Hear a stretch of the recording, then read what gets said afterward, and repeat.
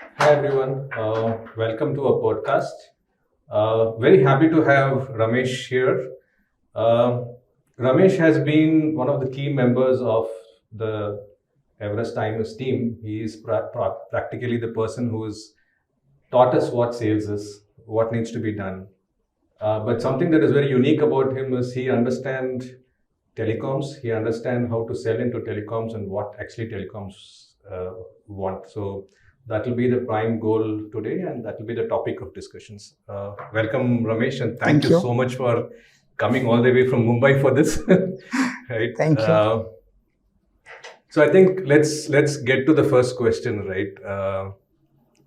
What are telecoms doing? Telecom is the biggest industry, right? So Yes. what are they doing now? What are we seeing them the next upcoming years? Telecoms are expanding reach to the up to the village level. That's a major infrastructure development is going on. And of course, 5G and 6G is the next generation technology is going to get deployed by telecom. Right now, we are still in the 4G. 5G will give you higher bandwidth because demand for the bandwidth is getting increased day and day because of the applications that are coming in the market. And of course, OTT is playing a bigger role in the bandwidth game, which is required for each and every organization and every homes right now. So telecom need to expand the backbones to suffice the need of these higher bandwidth. And because of that, they are spending a lot of money on the infrastructure to develop these backbones. Okay. So there are two different kind of components within the telecom basically. One is the core network and the other is the access network. So core is where they build entire network is built, and based on that they expand their bandwidth requirements and the requirements of the telecoms. Access is based on the customer needs, which is for enterprise or individuals or the home buyers. So they give bandwidth based on those requirements, what people are expecting from that market. So these two segments are always different. Core segment, they always focus more on the cores. Access, they can use any kind of products, any kind of services to deliver to the customers. So end of the day, I think delivery to customers is the most important. Yeah. So I think last mile connectivity is most important in telecom because that's where the major blockage is there. Because getting right of service to lay the fibers is one of the most difficult job, and it is most expensive. That is very true. So there are different kind of mediums which gets used for delivering the bandwidth to the last mile, which can be fiber, which can be the overhead fiber or the underlay fiber or microwaves. That's another way which is within the license band. Then you've got unlicensed band radios which is getting delivered to the users. So that we call it Wi-Fi or unlicensed band. They call unlicensed band radios. So that's the way delivery can be given. And now this with the 4G and 5G, definitely there can be smaller CPs sitting inside the last mile, which can use the backbone network of the 4G, 5G network and deliver the bandwidth to the customers. So basically, there is a better delivery of... delivery of messages. Earlier, there was not, these things were not there. There was only license band, the microwaves available to deliver the last mile. So it's going to be so 5G definitely is going to be a game changer. Yes. Because there will be smaller towers across the cities spread in more number of locations. So delivering the 4G, 5G CPs within 2 to 3 kilometers is much easier over the wireless. That's very nice. I think India has seen expansion because of bandwidth going everywhere. Yeah. Right? I think that's very good news. So Ramesh, I think one of the few things I've seen is there are very few salespeople who actually work with telecoms, right? You're one of them. So I really want to understand, even the audience might want to understand, how did you really start entering into this telecoms? That's a big thing people always struggle with, right? Yep. How did you start doing it? So I started with Reliance Communication. That's where I try to make first entry into telecom market. There has been certain need in the telecom where they wanted to buy the E1 routers. So basically it was for monitoring of their POP locations. And they need to bring the bandwidth. They want to use the basically bare minimum bandwidth so that they are able to monitor. So typical problem with the telecom is that when you use E1, you need to use all the circuits of E1. So that means one complete 64 Mbps of line is used only for one purpose. So we came up with a solution that there is something called the channelized events, where you can break into smaller pieces instead of using full event, and you can provide these services to multiple event, but then sub event to the users or for particular type of services. So that's where I did my entry in with the solutioning part with the telecom. Okay. And that makes a big change to the telecom. They have never used the sub events to monitor the POP location, bringing in their network. They call it a DCN, data communication network. So we use only fraction of the events to bring the entire bandwidth from the last mile to the head office in the NOC, in the Reliance Communication. And they were able to optimize the cost substantially, maybe around 10 times.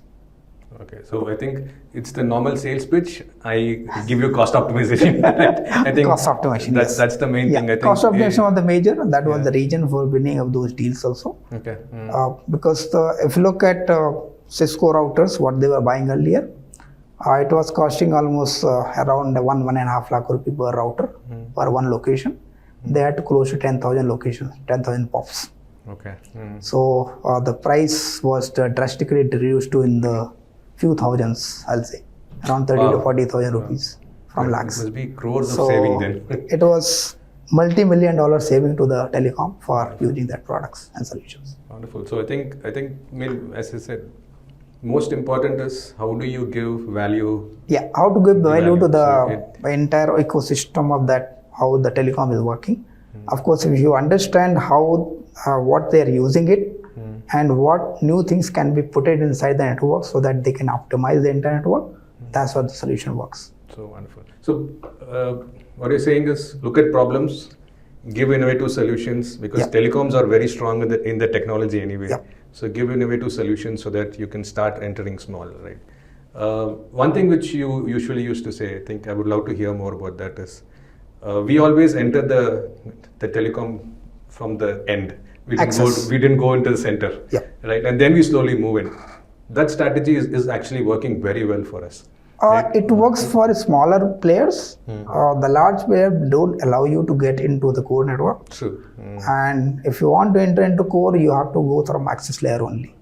Yes. So once you prove yourself, you are worth enough, your product is good enough for the access layer, they will take you inside the network. Otherwise, it's very difficult to enter into the core networks. That's true.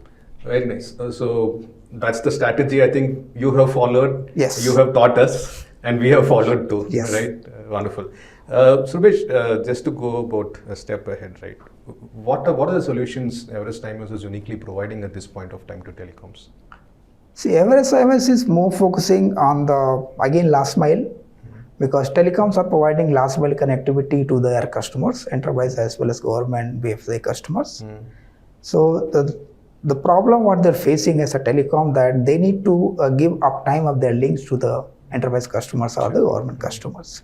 They were looking for a tool which can help them to give them complete visibility of how the links are getting monitored, what is their availability, whether they are able to meet the SLAs or not. So Everest plays a role in that segment to give them the proper solution, how to monitor those links, primary links, secondary links and tertiary links, as well as give the complete SLA, whether they are able to meet the SLA, what they're committing to their customers or not. That's what the Everest is playing major role. Now the newer thing has come up that we are able to do instead of monitoring, other than monitoring, we can do the configuration backup of those network devices. We're getting part of the managed services from telecom side, and we can do the complete provisioning of those devices also. Right. So that's why another value addition from Everest side to the customers.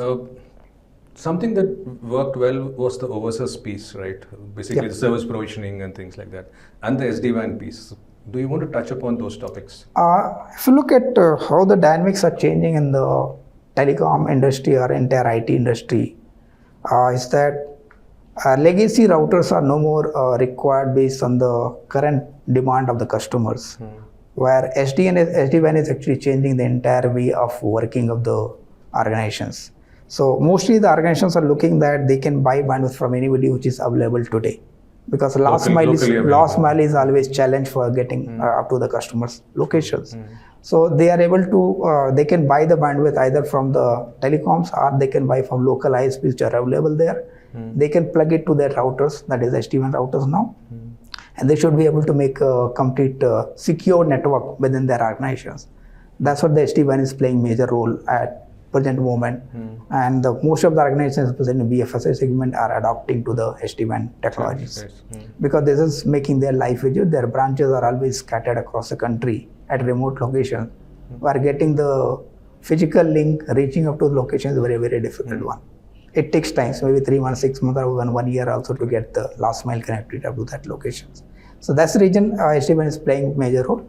Everest has done a very good change in this monitoring of the entire IT infrastructure in that segment, where we have aligned ourselves with the SD-WAN OEMs, and we have done deep integration with the SD-WAN controllers, where we are able to go and get fetch data directly from the controller, as well as we get the data from the CP devices also.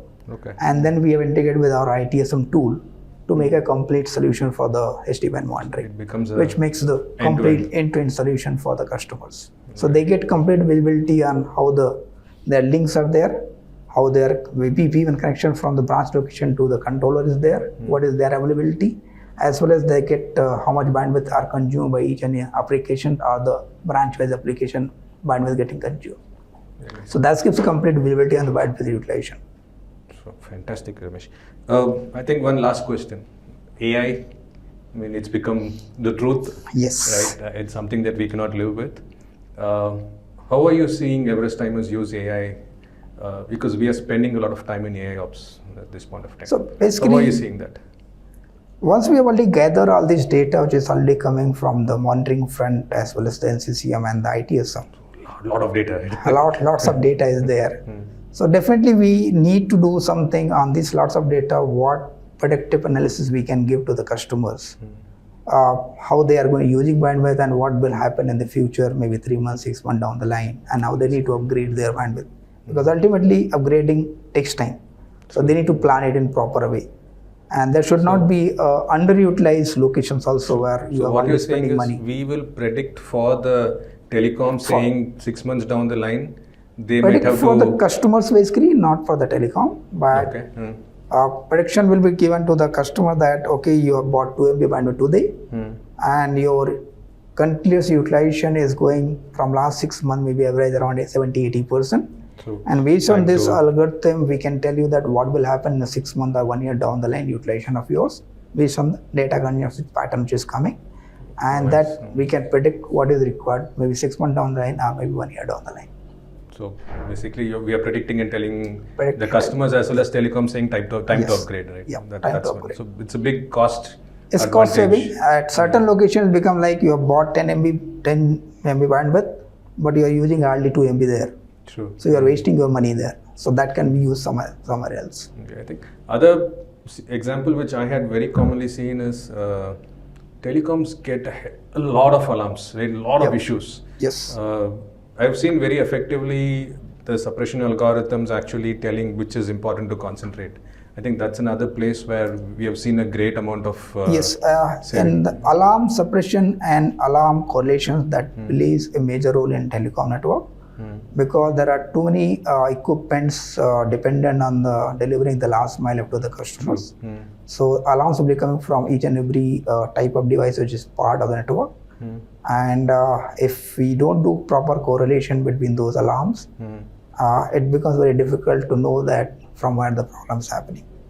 So we should have a complete rule-based correlation as well as the parent-child correlations between all the equipments which is part of the network. And we should be able to predict AI-based correlations. AI-based correlations. We should have certain kind of bots also playing the role to optimize the network, so that because smaller things like fluctuation in the bandwidth which is taking place of fluctuating network, that may affect for only for a few minutes, and there should not be tickets generated for those kind of alarms. But we should be able to hold, or we should be able to optimize those alarms, and bots kind of things, or maybe other algorithm which is written in the system that should be able to solve those problems. Wonderful. And only when the critical problem comes, that only should go to the humans to resolve the problem. Wonderful, wonderful. Thank you so much, Ramesh. Thank It you. was a pleasure having you. Pleasure, talking about how you entered telecoms, what you did with them, what are we doing. It was a pleasure having you, Ramesh. Thank you so Thank you. much. Thank you.